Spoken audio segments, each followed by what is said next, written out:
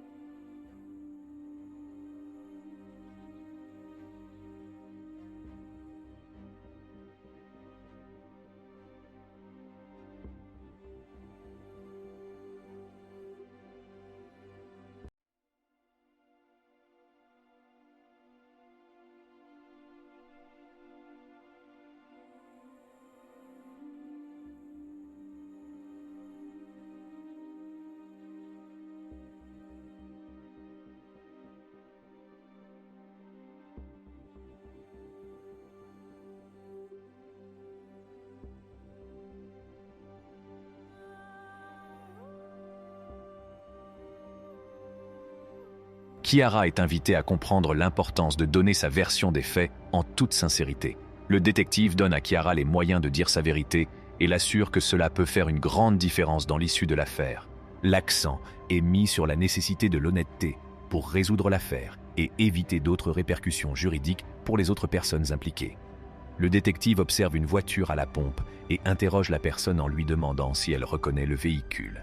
Il semble qu'il y ait 2 voitures et l'inspecteur mentionne le numéro de la plaque d'immatriculation, identifiant ainsi la voiture de l'individu.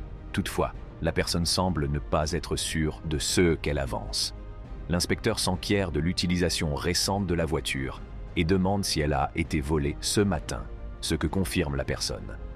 La conversation tourne autour de la reconnaissance de la voiture, de son propriétaire, et de la présence d'une personne nommée Karen, associée à la voiture.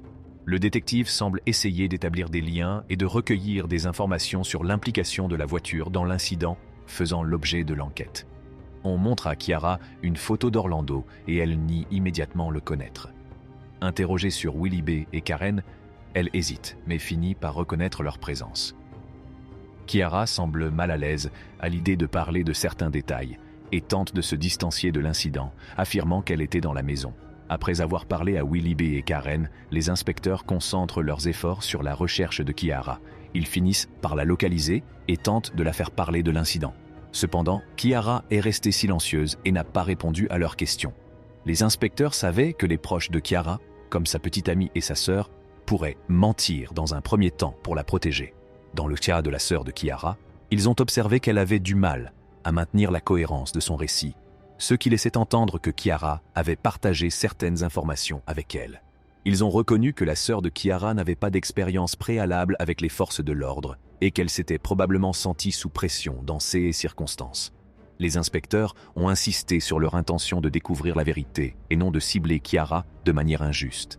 Ils ont expliqué qu'ils allaient recueillir des preuves auprès de diverses sources, y compris des enregistrements téléphoniques, afin de reconstituer les événements qui se sont produits. Ils ont clairement indiqué que leur rôle était d'enregistrer les faits et de les présenter au bureau du procureur pour qu'ils prennent les mesures qui s'imposent. Dans leur quête de la vérité, les détectives ont mentionné toutes les personnes impliquées dans l'affaire. Ils ont mentionné Willie B, Karen, Ashley, Mama et Chichi. En incluant tout le monde dans la discussion, ils voulaient montrer à Kiara qu'ils adoptaient une approche globale et prenaient en compte tous les points de vue. Malgré les efforts des inspecteurs pour rassurer Kiara sur le fait qu'ils ne cherchèrent pas à l'atteindre, elle est restée silencieuse tout au long de la conversation. Son refus de répondre à leurs questions les a empêchés de comprendre pleinement sa version des faits. Les inspecteurs savaient que sans la coopération de Kiara, leur enquête risquait de se heurter à des obstacles. Cependant, ils sont restés déterminés à découvrir la vérité, qu'elle l'implique en tant que tueuse de sang-froid ou qu'elle révèle une version différente des événements. Leur principal objectif est de rendre justice et de clore l'affaire, en tenant compte des déclarations et des témoignages de toutes les personnes impliquées, y compris celui de Kiara. Kiara reste silencieuse, réfléchissant au poids de la situation dans laquelle elle se trouve. Son amie Karen est déjà en prison et elle ne peut s'empêcher de se demander pourquoi Karen a fait sa déposition avant elle. L'inspecteur tente d'inciter Kiara à coopérer, en insistant sur le fait qu'elle doit prendre soin d'elle-même et ne pas compter sur les autres pour la protéger. Il explique que les pièces du puzzle s'assemblent et qu'ils ont besoin de son témoignage pour déterminer la vérité. Kiara a écouté attentivement les paroles du détective, ne sachant toujours pas comment procéder. Elle sait qu'elle est confrontée à une décision cruciale qui pourrait changer sa vie. L'inspecteur insiste sur le fait qu'il n'essaie pas de la manipuler ou de lui mettre des mots dans la bouche. Il veut entendre directement son point de vue. Le détective a mentionné que cette affaire leur était tombée entre les mains comme un cadeau surprise, mais que la vérité restait insaisissable.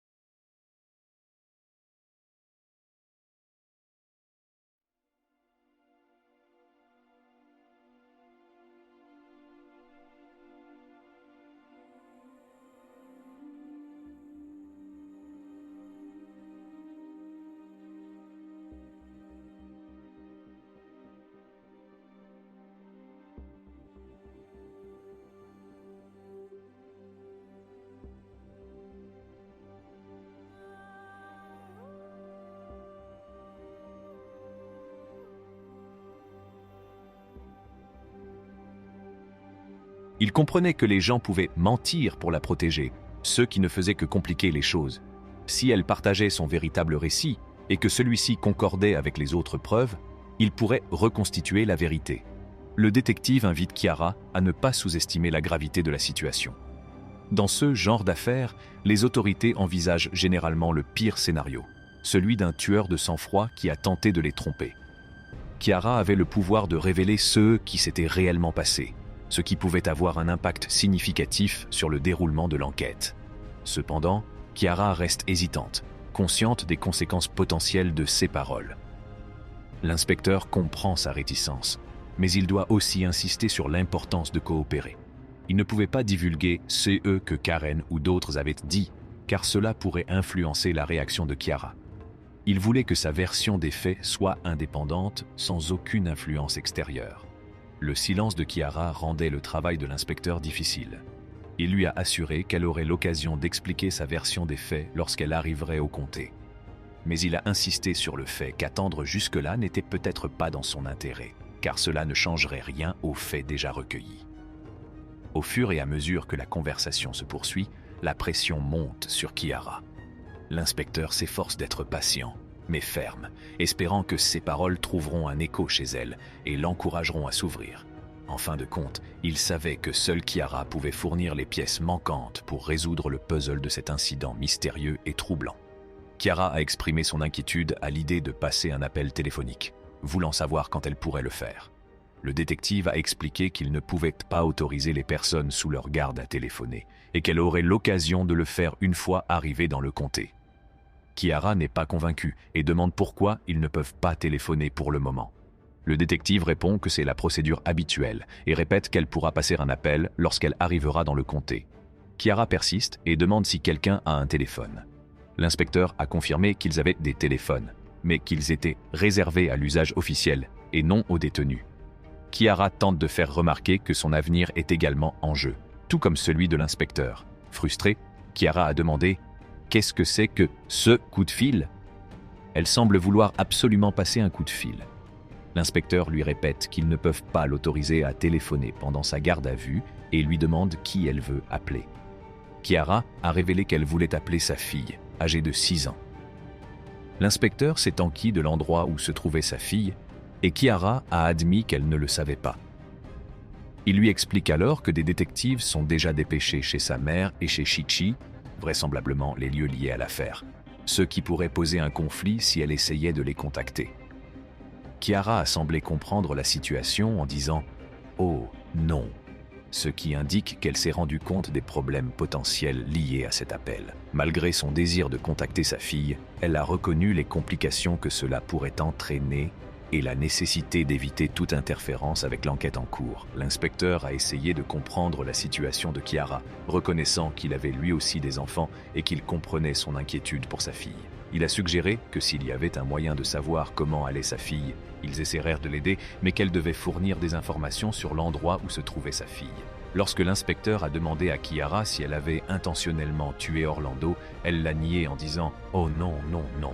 Cependant, le détective n'a pas été convaincu et a fermement affirmé qu'elle l'avait fait, ajoutant que rien de ce qu'il avait dit n'était qu'une partie de pêche. Il avait rassemblé des preuves et des déclarations de témoins qui montraient qu'elle était impliquée. L'inspecteur a informé Chiara qu'il avait de nombreuses personnes qui corroboraient les événements, y compris sa sœur, qui a déclaré que Chiara lui avait raconté ce qui s'était passé. Il a insisté sur le fait qu'il ne cherchait pas à l'atteindre, mais qu'il voulait connaître la vérité. Il a insisté sur l'importance de faire la différence entre un acte intentionnel et un accident, car cela fait une grande différence dans les conséquences juridiques. Il lui a assuré que l'enquête n'avait rien de personnel pour lui ou pour le service de police. Il s'agit de rechercher la vérité et de déterminer l'intention à l'origine de l'incident.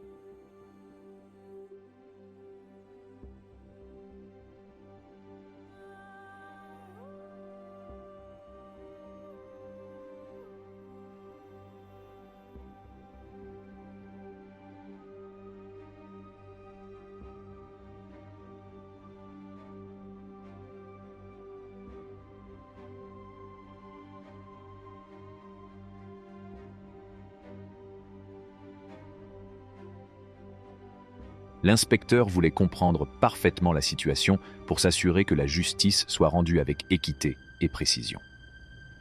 Tout au long de la conversation, l'inspecteur a démontré sa volonté de découvrir la vérité et de traiter l'affaire de Chiara avec le sérieux qu'elle mérite.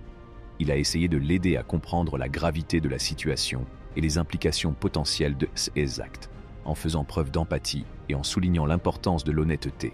Le détective a cherché à créer un environnement dans lequel Chiara se sentirait obligée de dire la vérité sur CE qui est arrivé à Orlando. L'inspecteur est resté calme, mais ferme, laissant à Chiara l'espace nécessaire pour dire la vérité, tout en réitérant les preuves à son encontre. Il voulait qu'elle saisisse la gravité de la situation, qu'elle comprenne que la vérité était le seul moyen d'avancer. Chiara semble déchirée, les émotions se lisent sur son visage. Le poids des preuves présentées par l'inspecteur semblait se faire sentir et elle avait du mal à trouver ses mots. Sa dénégation commença à vaciller et l'inspecteur sentit un conflit interne. « Je ne voulais pas, ce n'était pas censé se passer comme ça », finit par admettre Chiara, la voix tremblante. Sa façade initiale de déni cède la place à la vérité. L'inspecteur saisit ce moment, sachant qu'il est crucial pour faire avancer l'affaire. « Dites-moi ce qui s'est passé, Chiara », l'implore-t-il doucement, conscient que l'obtention de toute l'histoire pourrait être la clé pour comprendre les motivations et les intentions de la jeune femme. Chiara prend une grande inspiration, ses yeux se remplissent de larmes. Elle raconta les événements de ce jour fatidique, comment Orlando était entré dans sa voiture avec l'intention d'acheter de la drogue. Elle a révélé sa colère lorsqu'il a modifié le marché, exigeant plus d'argent qu'il n'en avait convenu au départ. Dans le récit qu'elle a fait, il est évident que la situation s'est rapidement envenimée. Sous le coup de l'émotion, elle a saisi son arme, sans avoir l'intention de s'en servir, mais pour intimider Orlando et l'amener à se conformer à la loi. Une lutte s'est engagée et le coup de feu est parti accidentellement, atteignant Orlando mortellement. Le détective a écouté attentivement, reconnaissant la complexité des émotions et des actions humaines. Il s'agit d'un incident tragique, né de la colère et du désespoir, plutôt que de la malveillance préméditée. Chiara semble avoir des remords. Son cœur est lourd de culpabilité pour les conséquences de ses actes. Il compatit avec elle tout en conservant une attitude professionnelle. « Merci de m'avoir raconté ce qui s'est passé », a-t-il dit, sachant que ses aveux constitueraient un tournant décisif dans l'enquête. Le détective a précisé que le système judiciaire tiendrait compte des circonstances entourant l'incident au moment de déterminer les chefs d'inculpation. Bien que les conséquences de ces actes ne puissent être annulées, la vérité est essentielle pour que la procédure judiciaire soit équitable. Tout au long de la conversation, l'inspecteur a traité Chiara avec respect et compréhension, lui permettant de s'exprimer tout en soulignant la gravité de la situation. Il lui a assuré que la vérité avait de la valeur, non seulement pour la procédure judiciaire, mais aussi pour le bien-être émotionnel de Chiara. Au cours de l'interrogatoire, Chiara a demandé une cigarette et une boisson fraîche, ce que l'inspecteur a accepté. Il lui a tendu une cigarette et de l'eau glacée, en s'assurant qu'elle comprenait la condition selon laquelle le cendrier serait fourni. Chiara a apprécié le geste et a pris le temps de fumer et de boire. Le détective a remarqué que Chiara semblait avoir l'habitude de fumer, mais il a également appris qu'elle avait arrêté de fumer des cigares. Il a engagé une conversation décontractée sur le tabagisme, essayant de créer une atmosphère plus confortable au cours de l'entretien. Chiara a demandé à être assistée d'un avocat lorsque l'inspecteur a mentionné qu'il y avait des photos liées à l'affaire. Elle voulait s'assurer que ses droits étaient protégés et a demandé si son avocat pouvait être présent pendant l'entretien. L'inspecteur l'a informé qu'elle avait le droit d'être accompagnée d'un avocat, en soulignant qu'il respecterait ce droit. Malgré les efforts de l'inspecteur pour établir une relation et créer un environnement détendu, il était clair que Chiara n'était pas étrangère aux questions juridiques. Elle avait déjà eu affaire à la justice, étant en probation pour une précédente condamnation pour volume à main armée. Le détective a compris l'importance de gérer la situation avec soin, sachant l'impact potentiel de cet interrogatoire sur sa vie. Chiara ayant demandé à être représentée par un avocat, le détective savait que la conversation devait se dérouler différemment.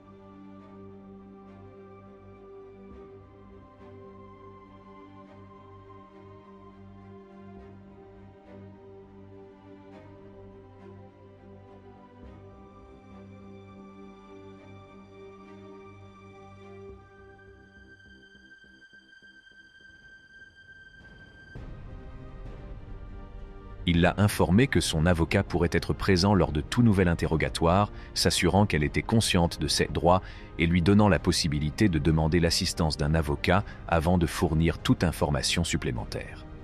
Le détective était resté respectueux et professionnel tout au long de l'interaction, comprenant l'importance des circonstances pour Chiara. Il voulait s'assurer que la conversation respectait les protocoles juridiques tout en essayant d'obtenir des informations pertinentes pour l'enquête. En honorant la demande d'avocat de Chiara et en lui donnant la possibilité de se faire représenter par un avocat, le détective a fait preuve d'un engagement à respecter ses droits et à garantir une procédure équitable. Cette approche a été cruciale pour maintenir l'intégrité de l'enquête et garantir la protection des droits de Chiara tout au long de la procédure judiciaire. Chiara a demandé le nom des inspecteurs auxquels elle s'adressait, qui se sont présentés comme l'inspecteur Fraley et l'agent secondaire Chris. Elle voulait savoir quand elle serait envoyée dans le district et ils l'ont informé que CE serait probablement dans quelques jours car il devait remplir les papiers et les procédures nécessaires. Les inspecteurs lui ont expliqué qu'il devait obtenir un mandat de perquisition pour prélever son ADN et son téléphone dans le cadre de l'enquête en cours. Chiara a exprimé sa frustration, déclarant qu'elle pouvait fournir son ADN immédiatement si nécessaire. Ils ont précisé que la procédure légale exigeait un mandat de perquisition pour accéder au téléphone. Chiara s'est également inquiétée de la perquisition des maisons des membres de sa famille, et les inspecteurs ont expliqué que tant qu'il n'aurait pas localisé la voiture impliquée dans l'incident, il devrait exécuter des mandats de perquisition pour tous les lieux concernés. Ils lui ont assuré que tout ce qu'il trouverait pendant les perquisitions serait utilisé en conséquence dans le cadre de l'enquête. Alors que l'entretien se poursuivait, les inspecteurs ont informé Chiara qu'ils allèrent la laisser finir de fumer sa cigarette, puis qu'ils l'emmèneraient à la centrale d'enregistrement. Ils lui ont donné la possibilité de changer d'avis et de leur parler si elle le souhaitait, en insistant sur le fait qu'ils étaient prêts à écouter sa version des faits. Ils l'ont assuré qu'elle pouvait communiquer avec les inspecteurs, en faisant savoir au geôlier si elle souhaitait parler davantage. Chiara a été informée qu'elle ne pouvait pas passer d'appel pour le moment en raison de l'enquête en cours, qui exigeait le maintien de l'intégrité de l'affaire. Les inspecteurs voulaient s'assurer qu'aucune information ne serait compromise au cours de la procédure. Chiara a insisté pour passer un coup de fil afin de prendre des nouvelles de sa fille, s'inquiétant de son bien-être. Cependant, les inspecteurs lui ont rappelé qu'ils ne pouvaient pas l'autoriser à passer des appels pendant l'enquête en cours. Malgré cela, elle a continué à exprimer ses inquiétudes au sujet de sa fille et de la voiture impliquée dans l'incident. Les inspecteurs lui ont répété que si elle changeait d'avis et souhaitait leur parler plus longuement ou être accompagnée d'une autre personne, elle pouvait le faire savoir au geôlier. Ils lui ont assuré qu'ils étaient prêts à travailler avec elle et à rassembler toutes les informations nécessaires à une enquête juste et précise. Au bout d'un certain temps, l'inspecteur a décidé de quitter brièvement la pièce pour laisser un peu d'espace à Chiara. Pendant l'absence de l'inspecteur, Chiara a continué à parler toute seule, réfléchissant aux options qui s'offraient à elle. Elle évoque la possibilité de se débarrasser de la voiture dans le lac Michigan et se demande si elle peut demander sa fille. Au bout d'un certain temps, l'inspecteur est revenu dans la pièce et a informé Chiara qu'elle serait emmenée à la prison du comté, menottes au poignet. Chiara semblait en détresse, se demandant pourquoi elle était traitée de la sorte alors qu'elle ne fumait pas. Elle semblait essayer de justifier ses actes et son comportement, peut-être sous l'effet du stress ou de la nervosité. Alors que l'inspecteur l'escortait hors de la pièce, menottes au poignet, Chiara a dit qu'elle avait besoin d'eau et qu'elle souhaitait parler à quelqu'un plus tard. Elle semblait réfléchir à ses choix et aux conséquences auxquelles elle s'exposait.